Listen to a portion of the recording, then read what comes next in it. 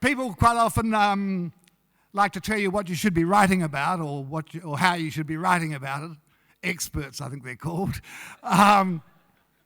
One such expert said to me some time back that I should be writing about the war.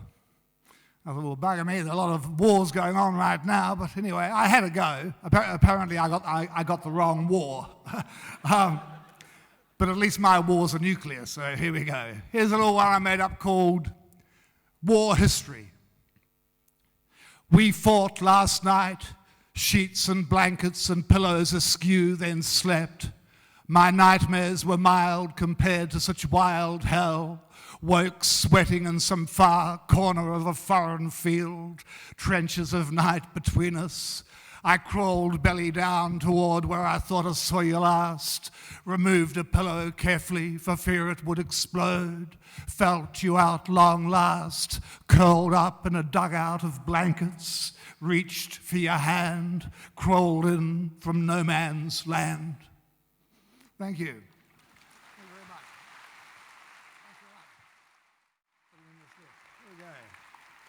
Thank you. Well, what's one here? There's one I made up one day, and I think, better to do. Sometimes you go around and see somebody, and when you get there, we wish like how he'd stayed at home. Well, this poem's about that. It's called, and I'm sure the critics would agree, it's called What a Pity. I'm not sure that it's pity that I feel for you, I'm not rightly sure. Like remember last week I called on by, I wished straight up I'd never made your door. I think it's more loathing I feel, that I visit you in the hope of finding you dead. I think that's for real, to verify a total death of love. But we are, of course, so civilized. You pour me a drink I wish were 10 times as strong. I let my eyes slide slyly round your room. You almost purr. And as for your cat, a she, now it spits at me. At least someone is honest. It is no longer just a bit for any old Tom and all that nasty old business. As you two claim you're not taking shit from no one, most of all me. I nod and sip my drink. Is this tomcat's piss she's poured me? I could as well be researching a thesis on love and love's death and of the pity. Thank you very much. Thanks very much. I've got my own poems. There's a lot of sea around in the poems. I guess that's because I've always lived beside or over the water. In fact, for many years I lived in a boathouse on Cook Strait for many years, and here's a poem I made up about a couple of our neighbours at the time, a couple of our next door neighbours. It's if you're into verse forms, this is a verse form, which I am. I like verse forms because they give me more freedom to do what I want to do if I've got a tight form to work from. This form is terza rima, which Dante, I think, invented when he wrote the Divine Comedy. So if it's good enough for Dante, it's good enough for me. That's a 3-line verses with the A, B, C, B, and then the hanging line at the bottom. One of those ones. And it's called, what the fuck's it called? It's called October in the Bay. Their mating is taking place blatantly in front of us, a couple of blue, white-faced heron. They can teach us a thing or two or three on 4-day play.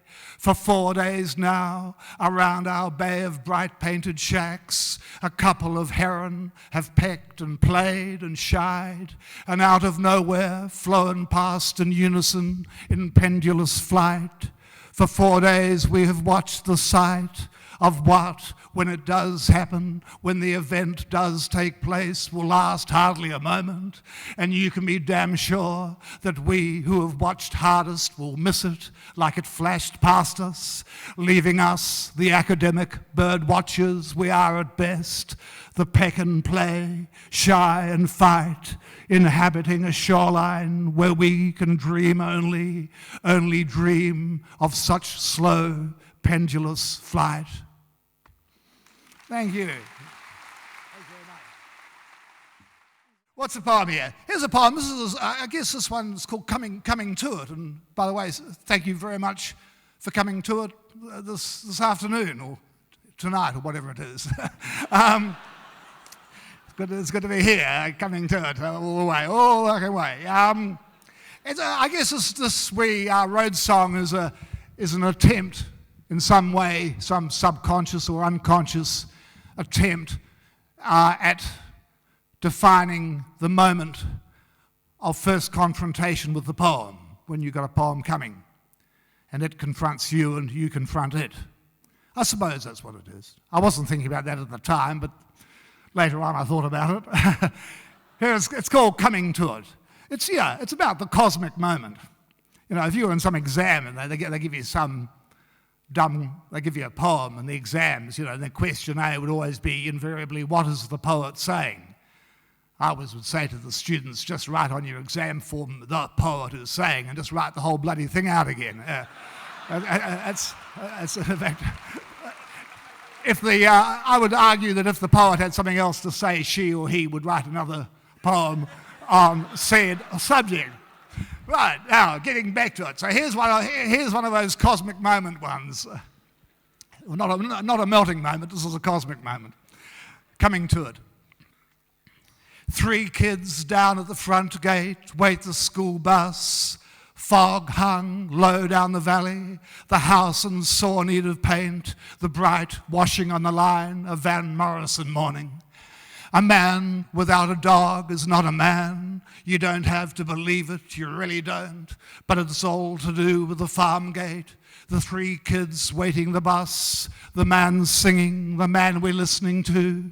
He knows where buses go and why they never painted the house. And if it's songs about fog you want, Van Morrison's your boy. So come on over here, take a look. The fog is lifting, or is it just drifting? The bus has taken the kids to school, and there's a man singing, wait for it.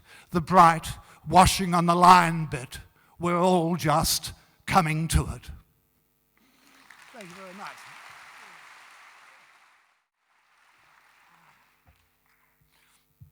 I thought that was vodka, but it's a straight. Holy bloody hell! I'm leaving. I've been putting it off until that poem too. You know, I've been hanging around. That's okay. No water. H2O. Here's another sort of cosmic moment poem. Forget the word cosmic. It's all just everyday stuff. This poem is called Wave Song. It comes from, made it up on an east coast beach of the South Island, All Day Bay. Beautiful place. And I was there one day at All Day Bay, contemplating my mortality. And a young woman came up to me on the beach, which made me contemplate my mortality even more. And anyway, we got talking, and she'd been sitting an examination that morning at a local college, Waitaki Girls or somewhere, and that she'd had to write about an exam, just like what I was talking about before, answer a question about a poem of mine. Anyway, we're talking about that. And then she got on to reincarnation, and she asked me what I wanted to come back as in my next life. I remember thinking I'm quite happy in this life, standing on All Day Bay talking to you, with these great waves coming direct from Chile, from the Isla Negra, 4,000 miles rolling across, with the voice of Pablo Neruda behind them. I was very happy talking to her. Anyway, we said goodbye, and I flapped off along the beach, and she ran into the sea. And I watched a wave, one particular wave, breaking over her. And I thought, well, I don't know much about the next life, but right now in this life, I would sincerely like to be that wave. And so here's one you can tell your mother when you get home. It's called Wave Song. I want to come back as a wave that in summer breaks in on beaches full of people in fibrillite batches. Stroke delicate down, slowly slip off your tiny bikini. I want to come back as a wave that scatters among the bathers, go down as they come up for breathers, splatter and spume at their ankles, make every body beautiful. I want to come back as a wave, so always near, so out of reach, so when they run back up the beach, their glowing bodies fading home, my salt will still be upon them. I want to come back as a wave that in winter moves on. No one will know where I'm gone. I will cruise some desolate part, say Shag or Pusiger Point.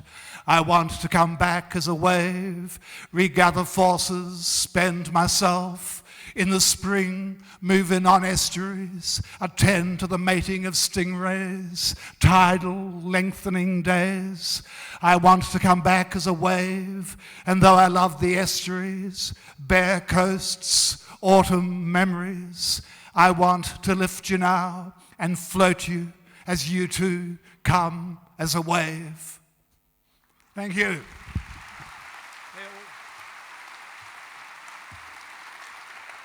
May you all come as waves. Thank you very much. Just a couple of poems here. What's a little poem here? Poem I made up here. It's called Harold Saunders' Boat Builder, Tory Channel. I've often been, or sometimes get asked by people, or some people, no one's actually ever asked me, but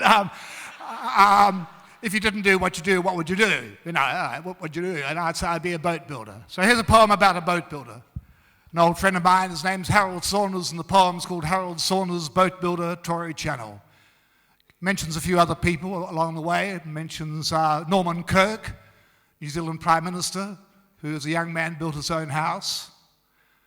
And another man I have great love for was Henry Moore. I remember hearing an interview with him when I was a child, and the interviewer asked Sir Henry Moore, where did you first get the idea of the holes in the great sculptures, the great carvings? And he replied, I heard this when I was about 10, and I remember thinking, what a good old dude he sounds. He said, I was cutting one day so deep into the heart of a stone, I discovered the sky on the other side. And I thought of Beethoven, who I listen to most of the time when I'm not listening to silence, and I made up a poem, Harold Saunders' Boat Builder, Tory Channel. A man built a house. That man, years later, became Prime Minister. I like the idea of a Prime Minister being able to build a house. Another man, a man I know, builds boats. He builds boats like Beethoven, say, wrote symphonies, or Henry Moore cuts so deep into the heart of a stone one day, he discovered, he said, the sky on the other side. This man builds boats in his garden. They're launched from there. His garden that floats a step above full tide. And when the tide is full in Tory Channel, the moon comes to watch. Thank you. Thanks very much. And I'd like to finish off my set with just a little poem, another moon poem. The moon comes into most of them somewhere. The tide's coming out, going out, the moon's going down. I can't really keep up. But I'd like to finish with a sonnet I made up one day, I think. And it's called You House the Moon.